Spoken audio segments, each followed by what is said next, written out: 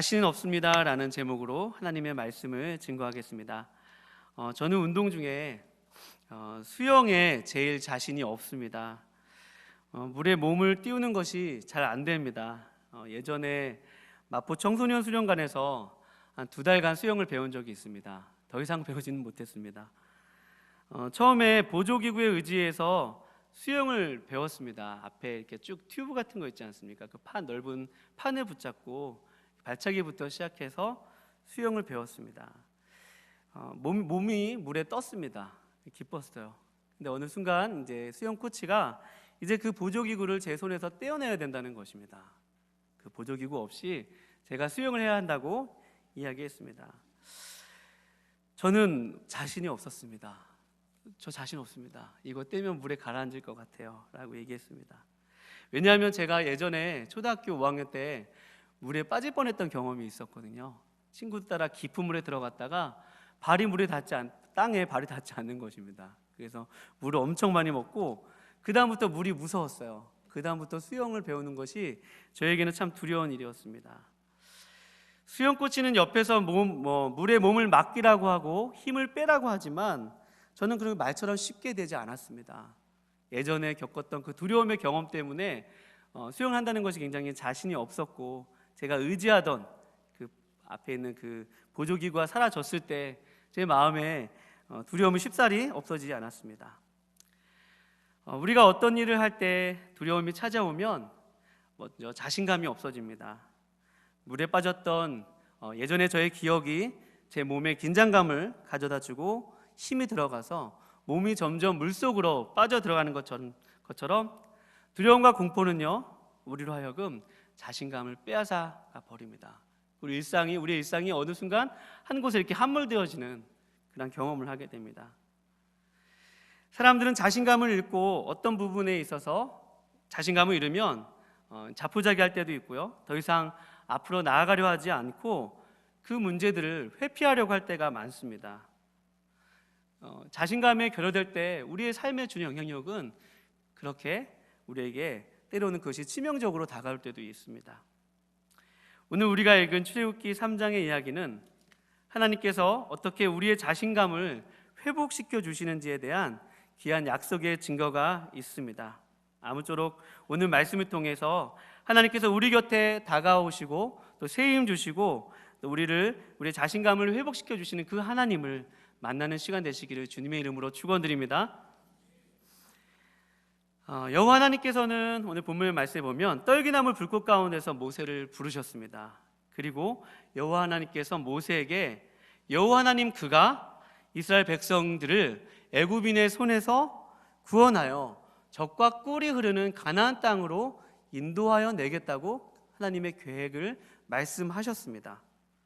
그리고 여호와 하나님은 모세에게 내가 너를 바로에게 보내어 너에게 내 백성을 인도하여 내겠다고 말씀하셨습니다. 여러분, 하나님께서 우리에게 계획도 말씀해 주시고 또 내 계획을 너가 동참했으면 좋겠다, 너가 내 일을 함께 했으면 좋겠다라고 얘기하면 여러분과 저는 얼마나 그 마음에 가슴 벅차고 또 기대가 되고 주님 영광입니다, 저 그 일 할게요 라고 하지 않겠습니까? 그런데 오늘 본문 말씀에 보면 모세의 고백은 그렇지가 않습니다. 여러분과 제가 오늘 본문 말씀에 보면 11절 말씀에 보면 모세가 하나님께 아뢰되 내가 누구이기에 바로에게 가며 이스라엘 자손을 애굽에서 인도하여 내릴까? 라고 고백했던 것처럼 모세는 하나님의 말씀에 자신 없습니다 라고 반응합니다. 하나님, 저 자신 없어요. 내가 누구인데, 내가 어떤 사람인데 저 자리에 갈 수 있겠습니까? 저 한마디로 저 일 못합니다. 저 자신 없습니다 라고 얘기합니다. 저 하나님 좀 못할 것 같아요. 너무 늦었습니다. 하나님 너무 멀리 온 것 같아요. 제게는 이것을 감당할 만한 요만큼의 힘도 없습니다. 내가 누구이기에 내가 누구이기에 이 일을 할 수 있겠습니까? 라고 모세는 하나님께 그렇게 이야기합니다. 모세는 자신의 눈으로 자신을 보면 기력이 세한 나이 많은 목동에 불과하며 또 하나님 앞에서는 자신의 동족을 죽인 살인자요, 또 애국 사람들에게는 도망자요, 또 이스라엘 사람들에게는 잊혀진 존재였습니다. 40년 동안이나 모세는 광야에서 그렇게 잊혀진 존재로 살았지 않습니까? 하나님, 좀 일찍 오셔서 저를 부르시지 왜 이제서야 저에게 찾아오셨어요? 제가 그 사람 죽이기 전에 찾아오시지, 제가 이곳에 도망자로 오시기 전에 저를 불러주시지, 왜 이제서야 뭐 하자는 거예요? 하나님? 모세는 하나님 앞에 자신이 없다고 이야기했습니다. 여러분, 모세의 입장에서 생각해 보면 자신 없다고 말하는 것이 여러분 신앙의 문제일까요? 에이, 모세 집사님이 믿음이 없어서 그래요. 좀 신앙생활 잘해봐요. 기도 자리도 좀 열심히 나와보고 좀 헌신해보면 그런 고백이 안 나오지 않겠어요? 모세의 이 고백을 불신의 문제로 이렇게 덮어버리기에는 좀 무리가 있어 보입니다. 모세의 이런 고백이 믿음이 없는 사람이네 라고 이야기하기에는 좀 무리가 있어 보입니다. 모세는 그럴 수밖에 없었습니다. 한 인간으로서 그렇게 살인자, 도망자, 또 잊혀진 존재로 자신의 모든 것을 다 그렇게 희망이 사라진 채로 40년을 산 그런 사람이라면 이렇게 고백할 수 있는 것은 당연하고 그냥 자연스러운 그런 고백일 것입니다. 모세는 하나님께 정말 인간적으로 솔직한 고백을 한 것입니다. 저는 오늘 이 부분에 좀 하나님께서 눈이 머물게 하셨습니다. 시편 34편 18절에 보면 이런 말씀이 있습니다. 여호와는 마음이 상한 자를 가까이 하시고 충심으로 통회하는 자를 구원하시는도다 라는 말씀이 있습니다. 시편 34편 18절에 이렇게 기록되어 있는데요, 특별히 이 고백은 다윗이 자신을 죽이려던 사울을 피해서 블레셋 아기스 왕에게 정치적 망명을 했습니다. 근데 그의 신하들이 다윗을 알아보는 거예요. 저가 정말로 골리앗도 죽이고 정말로 우리나라에 왕명했을 때 정치적으로 위협이 되는 사람이다라고 그 신하들이 다윗을 알아봤습니다. 그러니까 다윗이 생명의 위협을 느껴 침을 질질 흘리고 미친 체 하면서 미친 사람 흉내를 냈어요. 그래서 아기스가 미친 사람이 없어서 저 사람을 여기 두냐 하면서 쫓아냅니다. 그리고 다윗은 그 상황 속에서 생명을 건졌고 이것이 하나님의 도우심이었다라고 고백하면서 오늘은 이 고백을 한 거예요. 여호와는 마음이 상한 자를 가까이 하시고 충심으로 통회하는 자를 구원하시는도다. 여러분, 우리는 기도할 때 신앙의 정답으로 기도해야 한다고 생각할 때가 많습니다. 그렇죠? 교리적으로 기도해야 하고 하나님의 신앙적으로 교리적으로 오류가 없는 그럴듯한 표현으로 기도에 미사구까지 넣어서 기도를 해야 된다고 생각할 때가 많습니다. 그러나 모세의 고백은 인간적인 측면에서 봤을 때 하나님, 저 두려워요. 하나님, 저 자신 없습니다. 하나님, 저 할 수 없어요. 이 고백이 여러분 신앙인의 눈으로 봤을 때 그것은 단순히 불신의 고백이 아니라 그 모세의 한 인격이 얘기하는 하나님 앞에 그러한 인생 노년의 그 고백이었습니다. 여러분, 모세는 기도의 사람입니다. 모세가 시편 90편과 91편에 보면 그 모세의 기도가 기록되어 있는 것처럼 모세는 기도의 사람이었습니다. 그런데 오늘 하나님께서 모세에게 나타나셨을 때 내가 이 백성 이스라엘의 고통을 알고 내가 이들을 애굽인의 손에 바로에서 끌어내어서 저 아름다운 땅, 젖과 끓는 땅으로 내가 인도할 거야. 너가 아니야, 내가 인도할 거야. 그런데 너가 내 일에 함께 해줬으면 좋겠다라는 하나님의 음성을 듣고도 모세는 하나님, 저 자신 없습니다. 하나님, 저 못해요. 하나님, 저 할 수 없어요 라고 고백한 이 모세의 이 고백이 하나님 보실 때 하나님께서 궁금해하시는 대목이라는 것입니다. 여러분, 하나님은 아니 계신 곳이 없으시죠? 하나님은 하늘 위에도 계시고 땅에도 계시고 우리 마음속에도 계시고 저 음부 아래에도 계시고 하나님은 아니 계신 곳이 없으십니다. 또 하나님은 모르시는 것이 없으신 하나님이시죠. 멀리서도 우리의 생각을 아시고 우리 안고 일어서 마시는 우리의 모든 생각과 머리털까지 세시는 그런 하나님이십니다. 그런데 하나님이 오늘 이 질문을 하세요. 너가 가라 라고 말씀하십니다. 저 같으면 그냥 모세에게 이스라엘 백성들을 이끌 만한 능력을 그냥 주입시켜버리면 너무나 간단히 끝날 것 같아요. 모세에게 굉장히 초인적인 능력을 좀 주신다거나, 그의 어떤 문제들을 해결해 주신다거나, 그의 당장 필요들을 공급해 주시는 방식으로 하나님이 함께 하신다는 것을 지금 당장 보여주시면, 예 하나님, I can do it, 할 수 있습니다, 저 갈 수 있습니다 라고 고백할 수 있을 것 같아요. 그런데 하나님은 오늘 모세의 이 고백을, 모세가 이 문제에 대해서 어떻게 생각하는지 듣고 싶어 하셨다는 것입니다. 여러분, 하나님은 여러분과 저의 고백을 듣기 원하시는 하나님이심을 여러분 믿으시기 바랍니다. 시편 62편 8절 말씀에 보면 이런 말씀이 있습니다.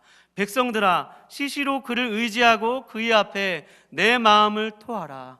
하나님은 우리의 피난처시로다. 할렐루야. 백성들아, 시시로 그를 의지하고 그의 앞에 내 마음을 토하라 라고 고백하고 있죠. 하나님은 우리의 아픔과 슬픔과 기쁨과 우리의 여러분 감정을 존중해 주십니다. 하나님은 우리가 우리의 마음속에 있는 그 기쁜 신음까지도, 또 우리의 어떤 생각을, 어떤 문제들을 내가 정말 이것을 어떻게 생각하고 내가 이 일들에 대해서 어떻게 반응하는지 그 고백을 듣기 원하신다는 것입니다. 하나님은 정말 우리의 속사정을 궁금해 하십니다. 우리가 자신 없어 두려워하는 그 감정도 귀하게 여기시며 듣기를 원하시고, 오늘 이 기도의 자리에 나와서 하나님 앞에 우리의 심정과 우리의 중심과 그런 모든 것들을 토로하기 원하신다는 것입니다. 하나님, 저 정말 이 문제 때문에 힘듭니다. 하나님, 저 불쌍히 여겨주세요. 하나님, 저 긍휼히 여겨주세요. 하나님, 도와주시지 않으면 저 이거 할 수 없습니다 라는 그 간절한 고백을 여러분 듣기 원하시는 하나님이심을 여러분 믿으시기 바랍니다. 여러분과 제가 오늘 그 하나님을 만나실 수 있는 밤 되시기를 축원드립니다. 그렇다면 하나님은 오늘 이 모세의 하나님 저 자신 없습니다 라고 하는 이 모세의 기도에 어떻게 응답하십니까? 12절 말씀에 보면 귀한 말씀이 있습니다. 하나님이 이르시되 내가 반드시 너와 함께 있으리라. 아멘. 우리 같이 고백해 볼게요. 내가 반드시 너와 함께 있으리라. 시작. 함께 해볼게요. 시작. 내가 반드시 너와 함께 있으리라. 한 번 더요. 시작. 내가 반드시 너와 함께 있으리라. 아멘. 킹 제임스 버전에 보면 certain이라는 말을 강조했어요. 확실하게 부사를 사용하여서 아주 내가 반드시 너와 함께 있을 거야. 두려워 말라, 내가 너와 함께함이라. 놀라지 말라, 나는 내 하나님 됨이라. 내가 너를 굳세게 함이라. 참아 내가 너를 도와주리라. 나의 의로운 손은 너를 붙들리라. 하나님 여러분과 저를 함께 하시는 분이시면 여러분 믿으시기 바랍니다. 와, 저는 오늘 찬양단 찬양에 너무 많은 은혜를 받았어요. 찬양을 이렇게 함께 하신다는 찬양 어떻게 이렇게 잘 선곡을 하셨는지, 하나님 여러분과 저를 이렇게 함께 하시는 주님이시죠. 하나님 그렇게 함께 하시는데, 여러분 우리가 어떤 일을 하는데 하나님 앞에 우리 문제들 아랬어요. 하나님, 저 이 일을 하고 싶은데 하나님 좀 물질이 부족합니다. 아버지, 좀 자녀를 키워야 되는데 물질도 부족하고 참 문제가 많습니다. 하나님, 제게 이 일을 맡겨주셨는데 하나님 저 허리도 아프고 건강이 너무 악화되어서 저 자신 없습니다. 저 이 일 할 수 없어요. 하나님, 저 할 수 없습니다. 그렇다면 여러분, 내가 하나님께 앞에, 제가 하나님 앞에 이런 기도를 한다면 하나님이 제일 좋은 응답은, 그래, 내가 너 문제 고쳐줄게. 그래, 너에게 물질도 채워주고 너가 이 아파하는 그 고통에서 내가 지금 너 당장 건져주고 너의 자녀들의 문제 내가 당장 해결해 주는 모습으로 내가 함께하는 거 보여줄게 라고 주님이 오늘 응답하시면 참 좋을 것 같아요. 모세가 이렇게 두려워하고 모세가 이렇게 자신 없어 하는데, 하나님이 함께 하신다는 말 이전에 좀 문제들을 해결해 주는 방식으로 모세에게 응답해 주시면 얼마나 좋겠습니까? 그런데 하나님은 모세에게 아니야, 나 너와 함께 할 거야. 반드시 너와 함께 할 거야. 하나님은 그 약속의 말 한마디로 오늘 모세에게 응답하신다는 것입니다. 여러분, 오늘 여러분과 제가 하나님 앞에 드려야 할 그 약속이 있다면 하나님께서 여러분과 저를 함께 하신다는 그 약속임을 여러분 확인하시기 바랍니다. 하나님은 그의 사람들을 부르실 때 언제나 함께 하신다는 약속을 주셨습니다. 아브라함을 부르실 때도 마찬가지였고, 야곱에게 저기 밧닷아람으로 가지만 내가 너와 함께 할 거야. 다시 내가 너를 돌아오게 할 거야. 또 여호수아에게도 두려워하지 말고 내가 너와 함께 할 테니까 이 율법의 말씀을 주야로 지켜 행하렴 함께 하신다고 약속하셨습니다. 또 두려움에 떨고 있는 기드온에게, 또 삼손에게, 사사들에게, 다윗에게, 모든 하나님의 사람들에게 하셨던 그 말씀은 함께 하시겠다는 그 약속이었습니다. 그리고 그 함께 하신다는 그 하나님은 임마누엘의 이름으로, 예수님으로 오신다는 것입니다. 여러분, 오늘 하나님께서 모세에게 나타나셨을 때 주신 이름이 있어요. 출애굽기 6장에도 그런 말씀이 기록되는데요. 이전까지 내가 전능자의 하나님으로 나타났으나 여호와 하나님으로 모세에게 자신을 새롭게 소개하고 있습니다. 여러분, 여호와 하나님이란 이름의 뜻이 무엇입니까?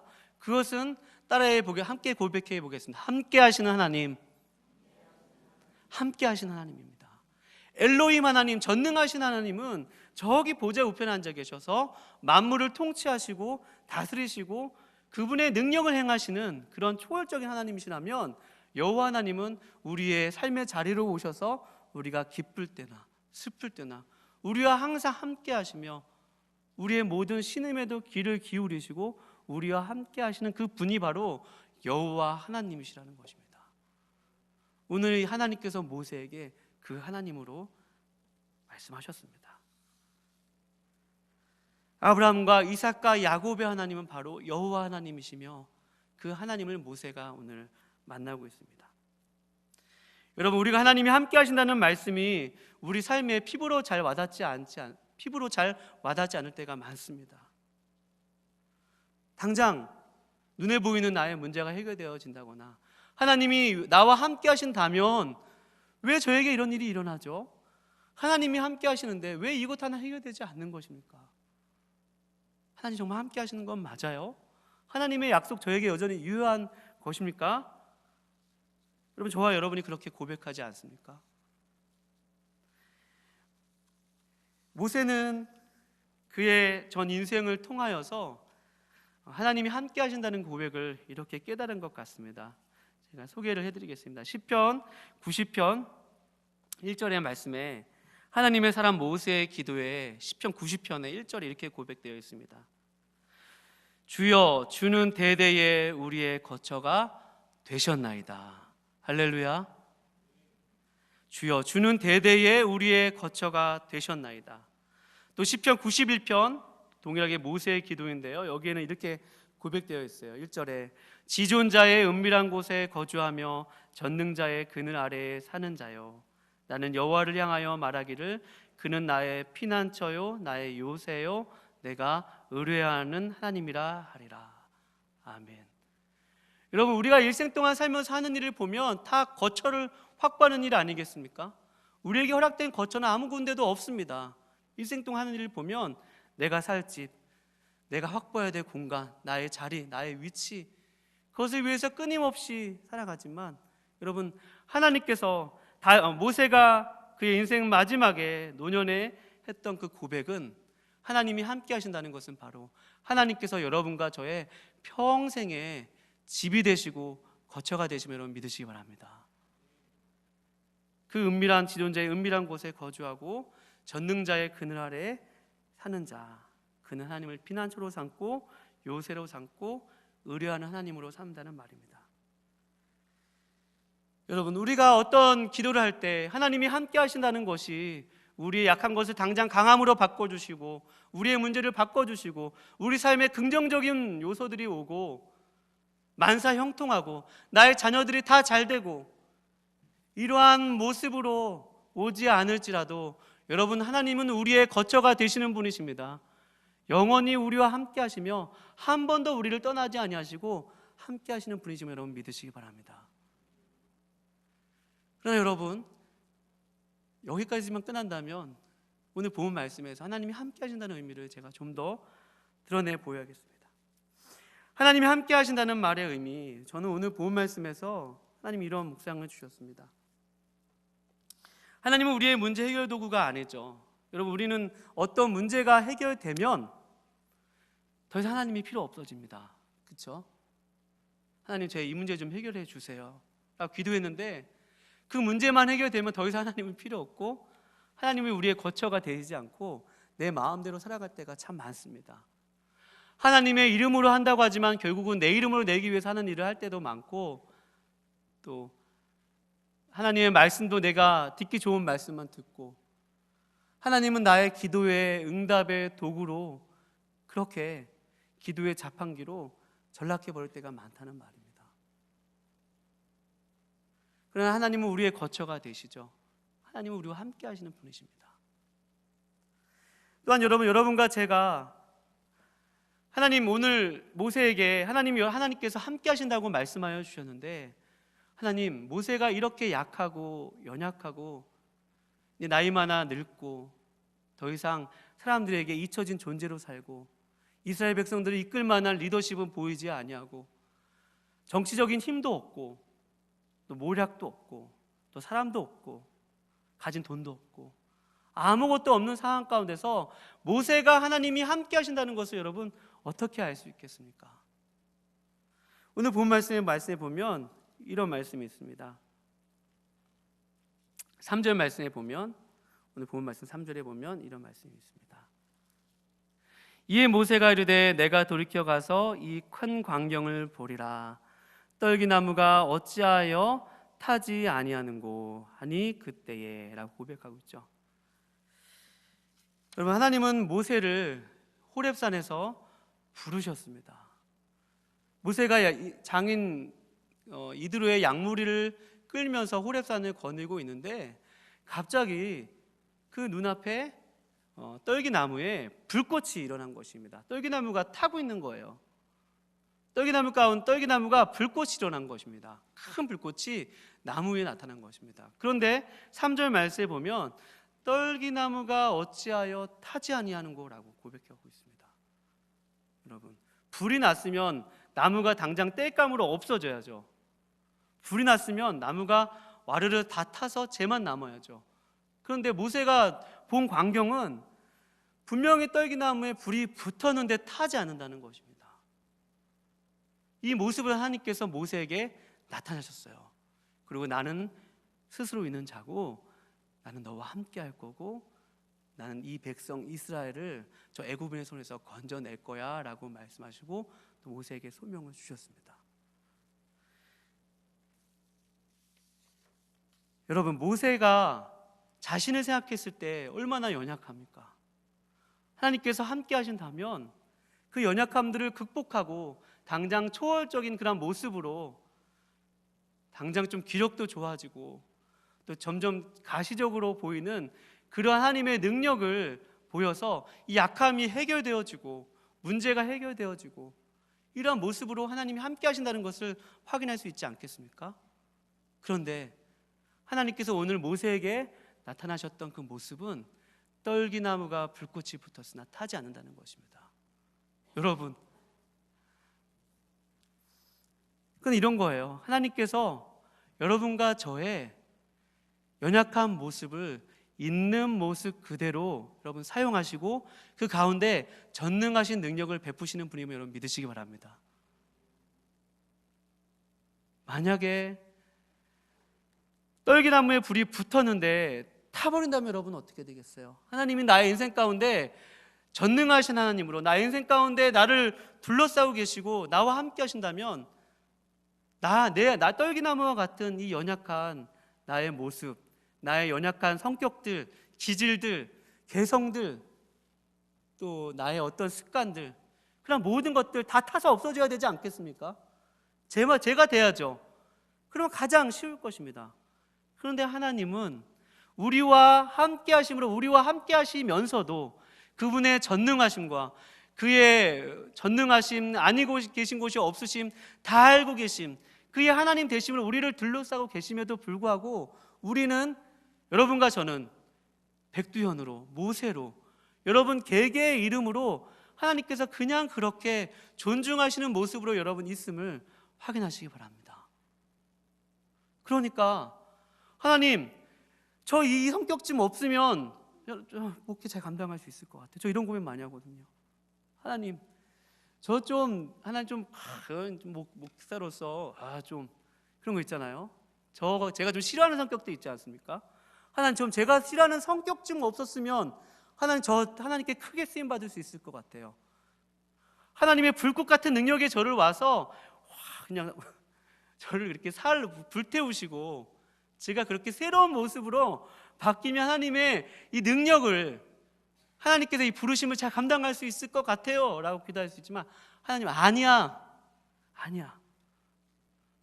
그거 아니야.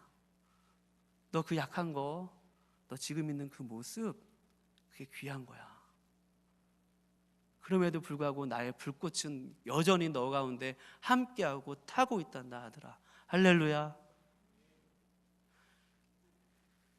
제가 오늘 본 말씀을 묵상하면서 이 말씀 하나님이 제 마음속에 주셨습니다. 여러분, 여러분의 삶 가운데서 하나님이 보이지 아니하십니까? 하나님이 느껴지지 아니하십니까? 나의 삶의 모습은 그대로이고 변화된 것은 아무것도 없고 해결되지 않는 문제 때문에 하나님이 함께 하시지 않는다고 여러분 혹시 그렇게 하나님께 대해서 원망하고 계시지는 않으십니까? 그러나 여러분, 하나님이 여전히 우리 가운데 불꽃같이 우리 가운데 임재하여 계시고 함께 하시는 분이심을 여러분 믿으시기 바랍니다. 하나님의 불은 한 번도 우리에게 꺼진 적이 없으십니다. 우리의 가장 연약한, 모세에게 가장 연약한 문제들, 그의 실패까지도, 또 그의 연약한 문제까지도, 그의 모든 인생의 경험, 그가 생각했을 때 다 지워버렸으면 좋을 것 같은 그의 모든 인생의 경험도 하나님 불꽃에 다 담겨 있습니다. 그거 없어지지 않습니다.